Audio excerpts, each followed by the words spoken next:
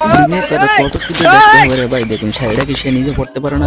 কি দরকার ছিল এই ছেলে মানুষের হাতে শাড়ি পরার? নোংরাম ছাড়া কোনো কিছু চলতেছে না। দেখ আল্লাহ হেদায়েত দান।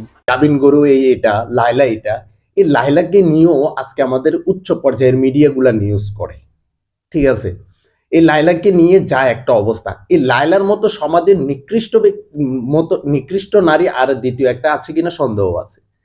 এই লায়লা আবার সবসময় কচি খায়, কচি কাচারাই কিন্তু আবার এই লায়লার পিছনের রাস্তা ক্লিয়ার করার জন্য বসে থাকে। এক কচি দেখলাম, হিতের নাম কি জানি, এ জাউরা এগুলার নামও মনে থাকে না, জাউরা এগুলারে দেখলেই ঘুমি আসে এরকম মনে হয়। আমি তার চেহারা নিয়ে ভূমি আসে সেটা বলি না, আমি তার চালচলনের ভূমি আসে সেটা বলি। এ জাউরায় হেতির ছবি টবি শাটে মাঠে লাগাইয়া একটা অবস্থা করে লাইছে। ওমা হেতি তো স্যাগাইয়া যেই হাসি। তো লাইলা একটা খাবার পরিতেছে, এখানে জাগো টিভি নামক একটা জাউরা টিভি আছে, সেই টিভি এটাও উপস্থিত আছে। তো হেতির কাপড় পরাইতেছে তিনজন বেড়া বেড়া। কেন বেডিটারও তো, বেডিরা কিন্তু কাপড় পরতে পারে না বা পরাতে পারে না, যা কাপড় পরাতে পারে সবগুলো বেডিরা পরাতে পারে।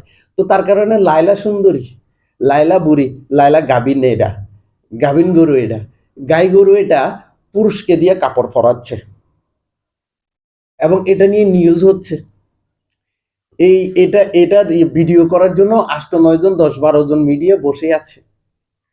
ও মামা মামা সমাজের কত বড় গুরুত্বপূর্ণ ব্যক্তি গাই গরু লায়লা কাপড় পরতাছে, এটা যদি আমরা ভিডিও আকারে ধারণ করি, আরো অন্যান্য মানুষগুলো প্রেরণা পাবে, প্রেরণা পেয়ে নারী থেকে আর শাড়ি পরবে না, পুরুষ বেড়া ৩-৪টাকে আনি শাড়ি পরবে, আর হেতো এদিক সেদিক হাতাহাতি করবে। এটাই তো মজা, না? তো এই লাইলা গুলাকে যত বেশি মিডিয়াতে কম প্রচার করা যাবে ততই সমাজ ভালো থাকবে।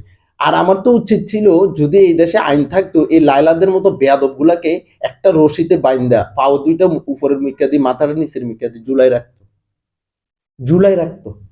ইতি আজ পর্যন্ত যে ফোলাগুলার সাথে ফষ্টি নষ্টি করে প্রত্যেকটা হিতির ছেলের বয়সী ছেলে ফোলা, এগুলাকে সে হিতি খাই দেওয়ার জন্য বসে আছে। হেতিরও দোষ নাই, হেতির জন্য কুত্তা পাগল হয়ে আছে যে এই বান্দির ফোলারা।